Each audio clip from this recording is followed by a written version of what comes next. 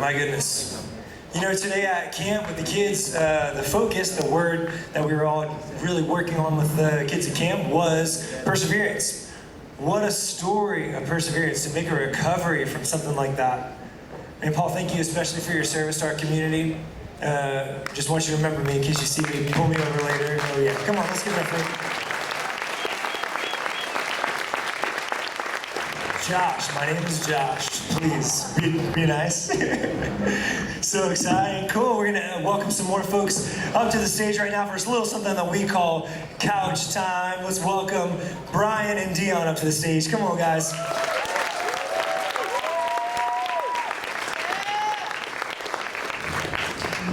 Hello. Hey, there we go. It's working. I want to check yours again. Check. There we go. Got it. Awesome. Welcome, guys. Thanks for being here. Appreciate you for having us. Thanks for having us. Thanks for taking some time for the camp. You guys have so far, we're on day 2, we have one more day. You have a favorite memory of camp so far? Something that really stuck out to you? Man, I just enjoyed challenging all the kids, man. Because my drill we had was a tackle drill, so I basically just stood there and let them see how hard they can hit me, see if they can move me. Let them take a shot at you. Yeah, basically, let them know I got it, And any kid leave a little bit of an imprint or anything like that? No impacts? No, not really. Okay. They had a couple of them. I had to let them have, give it a little bit of ground or something like that. But it was cool to be able to see how they would start doing it, and I would tell them a little bit change this, change that. And then they would do it instantly, and you would see the improvement, and you'd be you see the little spark in their eyes or something like that when they did something, and that was awesome. It really is Love awesome. that. What about you, Brian? Yeah, and for me, it's just seeing the twinkle in the kids' eyes, man. They're out here mixing it up with the pros. I'm going one-on-one versus some of these kids. And to have some of the kids come up to me and be just hey, I'm really glad you're here. That's what it's all about, honestly. I just want to give back to these kids and give them everything I got, maybe leave them with something lasting. What drill station are you in? We got Deyon's doing tackling drills, laying kids out. So we were in the sack fumble drill today, so I was in charge of, yes. I was doing the snap count and blocking them up and giving up sack all day, every day. That's awesome. You guys feeling tired second day camp? No problem so far? No, I feel good. This is my first day, so yeah, I was good. Oh, okay, there you go. Let's go. Fresh. Oh yeah, we're all good. Yeah, we're ready for day 3. I love it. Well, I'd love to be able to get to a little bit more of your guys' story, just about how you got to be who you are in life, and that has to do with just the success of your career, but also just the people of character that you guys are. So, Brian, let's start with you. I got to hear just a little bit of your journey. There was a few really significant moments that changed a lot for you. So let's go back to, tell us again where you played in college. So I played college at Division II Washburn. It's kind of in the middle of nowhere, Kansas. Small school, I'm sure no one's heard of it. Anybody heard of Washburn? Hey! Oh man, we had a rivalry already. I don't even know who he said. He's a Pitt State gorilla, man. Get out of here. I like that. Okay, and then so from there, what happened after college? So from college, I got a shot with the New Orleans Saints. The odds of making it out of D2 are so small. I was kind of on hero status where I came from. And anybody else come out of your college and go pro? Yeah, I was the 3rd guy to ever go pro. That's awesome. Yeah, we had a good class where I was from. A couple guys years before made it, but so I made it to the pinnacle of my career, and I was in the training camp with New Orleans Saints. I was just kind of living for me at the time. I had a girlfriend who's now my wife, but at the end of training camp, I got cut, and it sent me into a really dark place. I was at the top of the world, and then on cut day, I lost everything. I lost my whole identity. I'm sure people, through COVID have dealt with that right now. You lose your job, you lose your spouse, you kind of lose a big part of you. And that was kind of a gut check time for me. So from there, going forward throughout the rest of the year, you're kind of hoping for workouts. Maybe someone will pick me up, I'm going to keep going hard. And that call just never came, and I just kept going down and down. And I just got a miracle call with the Carolina Panthers. They say, hey, we don't want to sign you. We just want to bring you in. We need bodies for rookie minicamp. Are you interested? I said, of course. At the time I was trying to do the whole no stone unturned. I was playing in the Arena Football League. I was just doing everything I could. And they invited me for a 2-day workout. Ended up getting signed. They had to cut, some guy that had been there for a couple of years just to even give me a shot. And so through that training camp, I was that guy that, I would go back to my room and just start studying straight away for the next day. Like a lot of the guys would go out like, hey, we're going to the bars or, whatever. But I was just like, nah, man, I've been through this once before. I lived that life. I got to recommit. And my girlfriend at the time and I, we started doing nightly Bible verses. And I really wanted to dig deep. And we had never grown up in the church together. And we really started digging deep in our faith and, seeing what we wanted to live about. Would we want to live for ourselves or do we want to live for something bigger and make an impact in this world? And, however it worked out, spiritually I became a more whole man and it translated on the football field for me. I was able to go out and make the active roster that year and turn it into a 6-year career. Man, that is awesome. So there's a little bit of a gap there you talked about earlier too. So was there other teams that you had tried out for in between there as well? Saints and then straight to the Panthers? So I was on the Tampa Bay Buccaneers for 1 day. Nice. They signed me to the practice squad. It was before week 1. I was on the Buccaneers for 1 day. Okay. Quick, hey, you're back, and then now we got to go. Man, that's tough. So the NFL, everyone will tell you it stands for not for long. Yep. And it's such a roller coaster, like Paul Hubbard was saying. You're going to have highs and lows. And if you can just find a way to maintain, your why, like figure out your why in this world, and if you can, keep feeding that, the sky's the limit. Have you guys heard the not for long? I heard a couple chuckles when you said that. Have you guys heard that? NFL stands for not for long? No, yeah. Deyon, you have anything to say about that? It was just not for long because you never know when that time comes that it's like your body will tell you when your career is over. You may get a phone call that'll tell you when your career is over. And like the guys that have played, it's like you may mentally be there, be ready. And on your third day and you have that first play, something happens to your knee or your shoulder, knock on wood. But and it's over. It's right there. All that training you did is gone, And it's like you never know. That's why it's not for long. That's why it's like enjoy that moment while you're in it kind of thing. And, it's a blessing to be there and it's a blessing to get to that level and all that stuff. But, that's why it's like not for long. That's right. I love it. Kind of what Paul mentioned earlier, just about how we can't control difficult seasons. You saw it, getting cut, it left a big impact on you. But I love how you talked about how the person you're becoming off the field made an impact as to actually how you performed on the field. And it impacted your work ethic for sure. That's going to impact your performance 100%. Thanks for sharing that, Brian. Appreciate it. So Deyon, tell us a little about, can we walk through that same story a little bit? So college, let's go back to college. So I went to CSU Pueblo. My freshman year was actually the year that they won we won. I guess I did play that year, I keep forgetting. But we won the national championship. So you did play that year? No, I did. Yeah, I was a freshman and I was able to, I didn't redshirt that year and I played that year and got into quite a few games. And so I went there my freshman year. Then my sophomore year, like after we had just done that, so I was coming in for a big off season and done that. And kind of how we were talking about with that, freak accidents. I just do a regular cut like I've done, like plant the ground and then, going up and my knee just snaps inside. And my ACL and meniscus is completely gone. And, both torn? Yeah, wow. And so, I'm basically, you're hearing all these things and it's just like, oh, ACLs is like career enders, and I'm hearing this. And at this point in time, I'm like, I don't know what I'm gonna do, kind of thing, or what's gonna happen. And so I have the surgery and I'm just basically just reeling at this point. Because I've been playing footballs for as long as I can remember at this point. And I just remember reeling downwards and then just going through the motions of rehab and all these other things. And then I was in a very, very dark place at this point in time.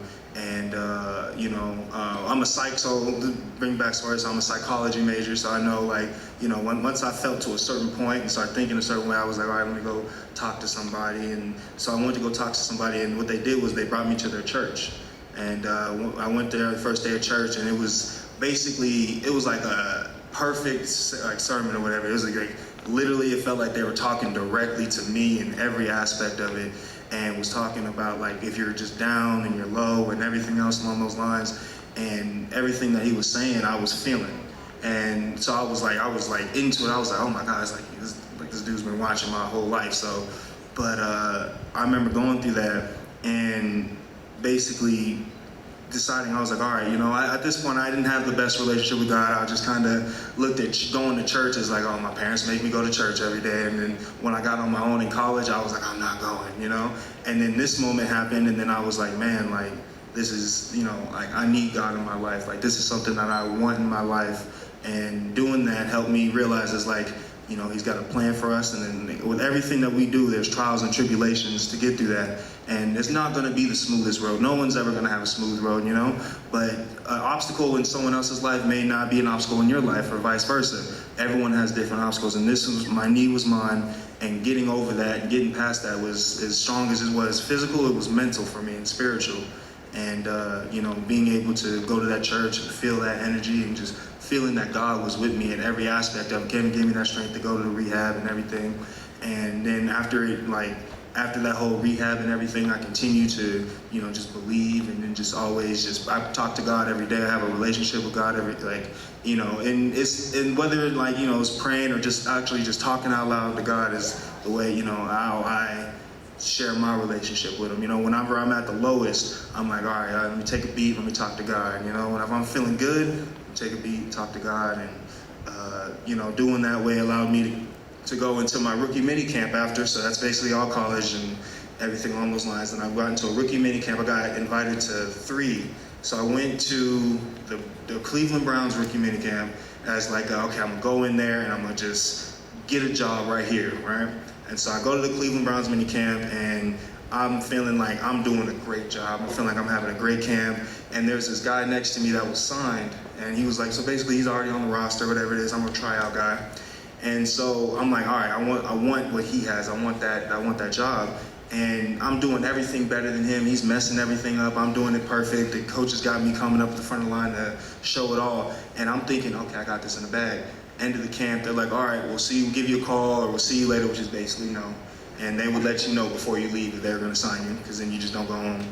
But I remember thinking, I was like, how is it that I can do so much better than him, or whatever it is? And I'm thinking to myself, it's like, I'm envious, I'm jealous of that. I gotta make sure I stay in my own lane and focus on the things I focus on. What did I learn from that?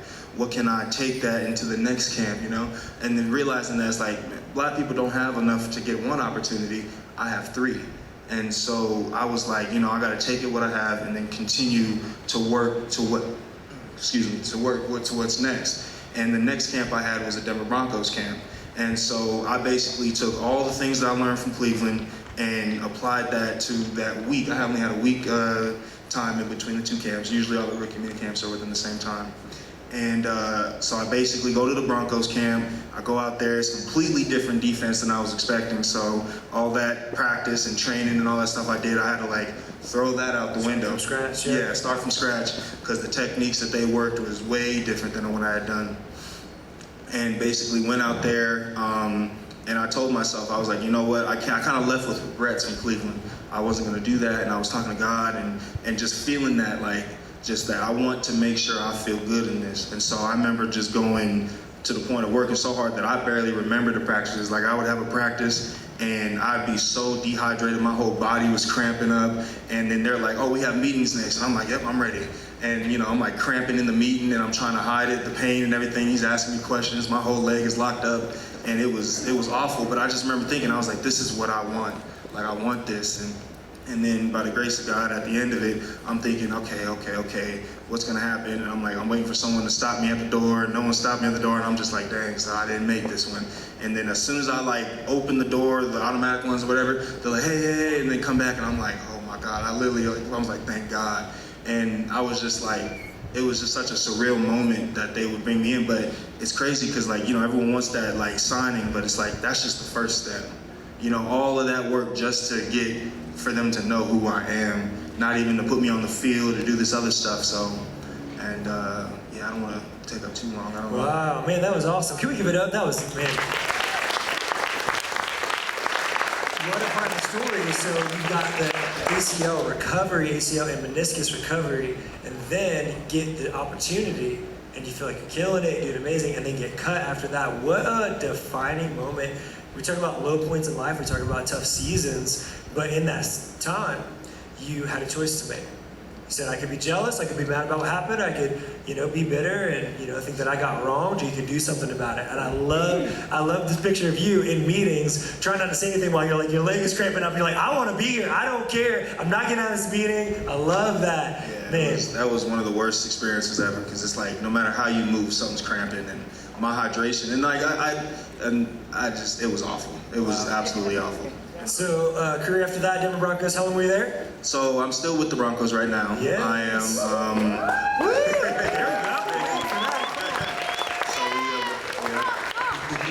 Woo! We report for camp on the 27th.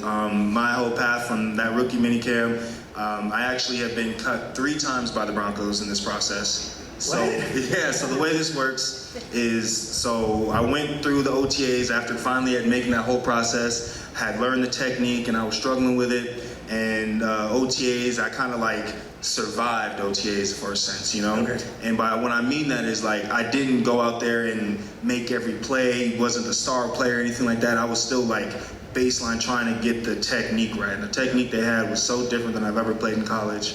And so I felt like I wasn't able to show them what I could do. But then I remembered we have a little break between OTAs and mandatory minicamp till actual training camp. That's the break that we're in right now. And during that time, I remember training as hard as I possibly could. I was like, I'm not gonna make myself cramp no more. I'm gonna be in the best shape of my life. I'm gonna drink so much water and do all that good stuff. And then on the first day of training camp, I'm like, all right, we did the conditioning test, and then we're going on to the next day. I'm like, we're putting the helmets on, we're about to get on the field. I'm gonna show them everything I did. As I'm walking out to the field, I get the guy, well, everyone calls him like the Reaper or whatever, but he comes up and he goes like, hey, I need your playbook. We're gonna send you home today. And I'm like, oh man, like all of that. And like my heart sank to like I had never felt like all the lows I ever felt before, this one was the worst, because I was like, man, like I don't even have an opportunity to show y'all the stuff that I did. And I'm just like, in my head, I'm like fighting. But then I'm just like thinking to myself, it's like, man, like all this work isn't gonna be for nothing. Like you did this, God's got a plan for you, something's gonna happen. And just don't be resentful. And I just remember thinking in my head, something telling me, don't be resentful, don't be resentful. And so I remember I came in, even though I'm holding back, like I'm choked up, I'm angry, I'm sad, I'm feeling all this emotion. I gotta shake these guys' hands, I gotta tell all my teammates, I'll see y'all later, best of luck to you guys. Continue with that while like, I'm feeling in myself like my dream is gone. I'd never been, my dream is gone is basically how I'm feeling. And so I like, my trainer texts me, he says, hey, get back in the gym, get your mind back on training, get ready for the next opportunity, one will come. And I was like, man, I don't know. And I decided to take his advice, and then sure enough, a week later, the Broncos call me again and say, hey, you still in shape? And I'm like, yeah. And then they call me, bring me back, and I'm back in, and I'm having a camp, and then I have a camp, and all the technique stuff that I was struggling on, I was able to hit it with a lick. I was able to do well at it, sorry. And we ended up having I can't remember what the term is. It's like a co-op like practice. We had a practice with the 49ers. Okay. And I remember doing one-on-ones, and man, I felt like I couldn't miss. I was making plays, I was doing well in the team drills, and I was like, yes, I'm doing well. We had the preseason game, and I'm thinking, okay, I'm gonna get on the game, I'm getting the game. They don't play me the whole game. I'm like, I'm in the coach's ear. Every time someone comes out, are you ready? You want me? You want me? And then it comes out, and he's telling me to back up, and next time goes in, you want me? I'm here, I'm ready, I feel good. And then I'm over here like 3 quarters in, not doing anything. I'm over here stretching, waiting for it. I was like, maybe he's gonna want me in 4th quarter or something like that. Yeah, I'm ready. 4th quarter comes in, I don't get in at all the whole game. And so at this point, I'm pissed. I'm like, what's going on? And they come in and tell me, he's like, we know where we want you. And so they kind of like, at this point, they had known they wanted me on practice squad, and they were just looking at other people or something like that. And I remember thinking to myself, I'm like, oh my goodness, I'm in it, like I'm gonna be there or whatever it is. But I was like, that's not it. That's still not where it ends, or that's not where it ends, but I mean like, that's where like, it still begins, So every opportunity I get, I'm thinking, oh, I'm in it, but it's just still like barely even in the door. And then, so the second time I got cut was actually just so they could bring me back on practice squad. That's just the routine way they do it. And so they bring me back, and then I go through the entire season. I think it wasn't until like week 13 or something like that we had a lot of injuries hit us, and the guy comes up to me, and this is so messed up, but he comes up to me, again? the Reaper guy, yeah, comes up Keep to me again. talking. I'm like, oh man, and it's crazy because I'll be in a facility. If I see him walk to the cafeteria, I was like, yeah, I'm not hungry, and so I'll go the other way because I just feel like he gonna look at me and be like, yeah, I want you today, and then I'm like, so I just decided like, you know, and then he finally finds me, says, hey, come upstairs. I'm like, man, not again, like, come on.